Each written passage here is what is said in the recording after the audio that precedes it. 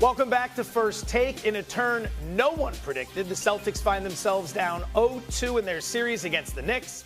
Boston came into the second round as heavy, minus 900 favorites, but blew two 20-point leads in back-to-back games. Now they're going to look to get right in a hostile road environment, and they'll need their stars to step up their games. Jayson Tatum has struggled so far in this series, going 12 for 42 from the field while averaging just 18 points per game.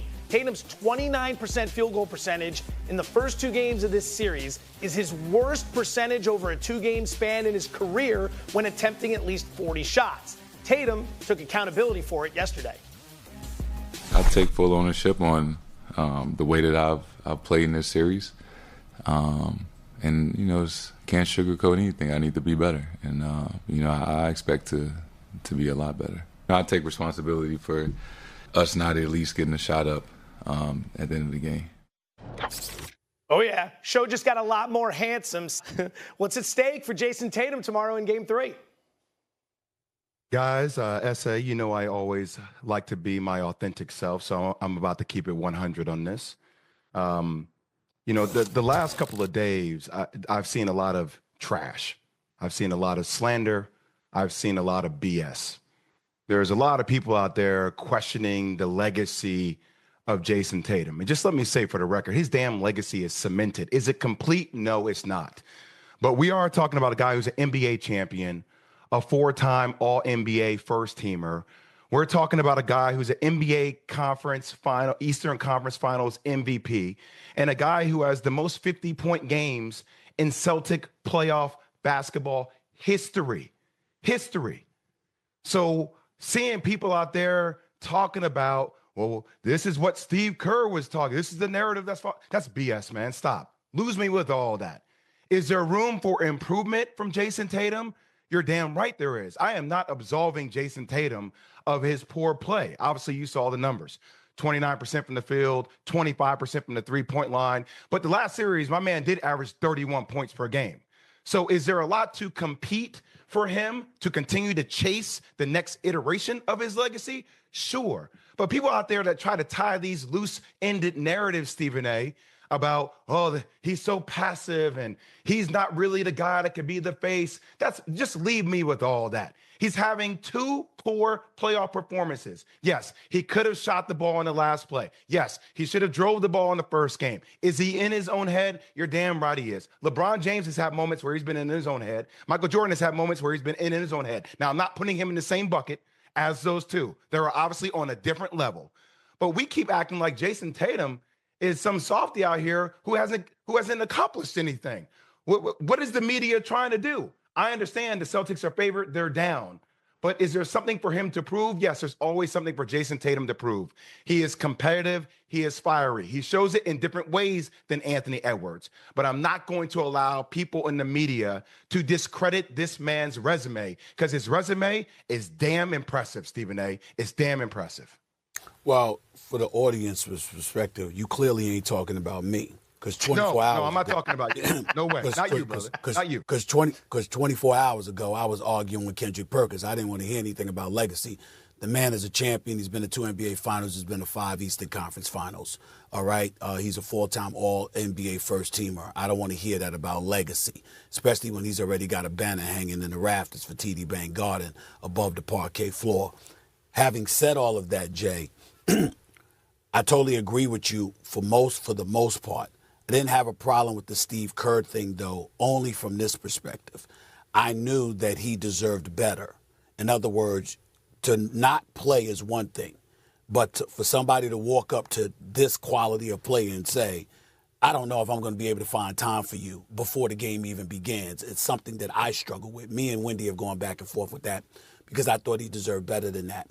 And I think that we walked into this postseason recognizing what he was going to do during the regular season and that come playoff time, he was going to take it to another level because this reigning defending NBA champion had something to prove because he had a chip on his shoulders.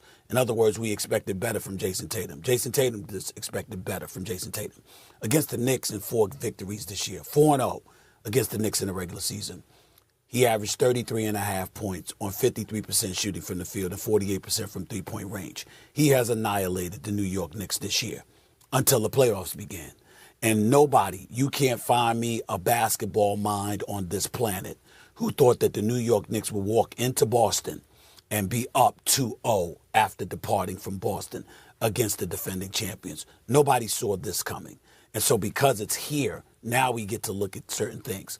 1 of 7 in the paint in the non-restricted area. 1 of 8 from mid-range. 5 of 20 from three-point range.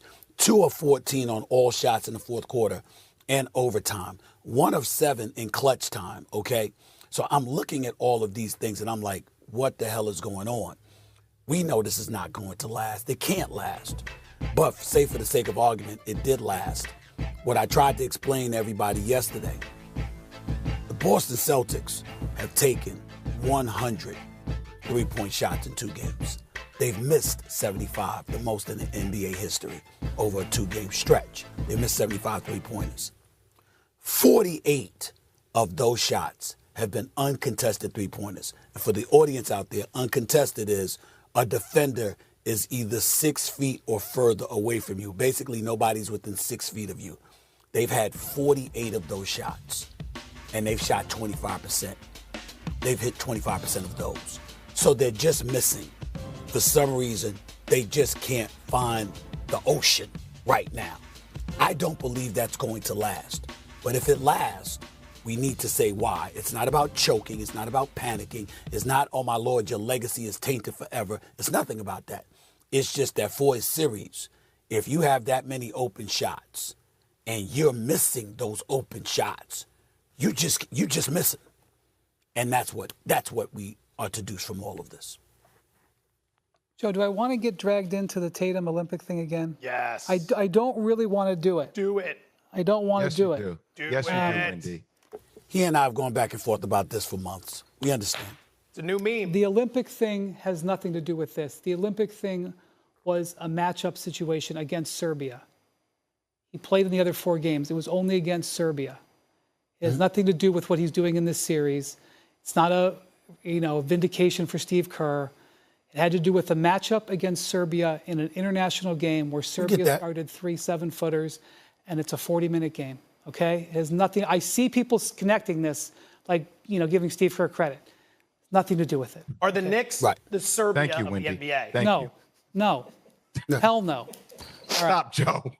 I've been around long enough where do you know how many times I've dragged my backside to Boston in my 20-year career in the playoffs?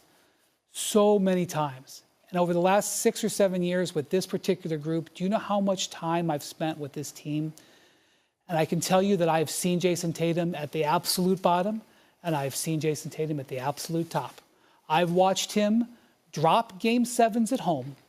I've watched him win Game 7s on the road. I've watched him score 50. I've seen him score 15. I've seen him hold the trophy. I've seen him walk out with his head down. He's always been there because he's so great that he and Jaylen Brown and the rest of the Celtics that come around him are always there. The reason that Jayson Tatum has such a complex history in these situations is because he's been there so often, because he's so good. In the last series, he hurt his wrist. It was a bone bruise, okay? He missed a game. It was like, oh my gosh, what's going to happen? Are the Magic going to do something? He came back and had 37, 36, and 35, okay? He has had 2 bad games. Absolutely. Terrible. But the idea that his legacy or anything is at stake, you're not giving credit where it's due. And it is due here. You can both say that he is a flawed player and that he's a great player and he's a very accomplished player. And what happens tomorrow is not going to define. Can I say one thing real quick? Yes, go ahead. One thing real quick.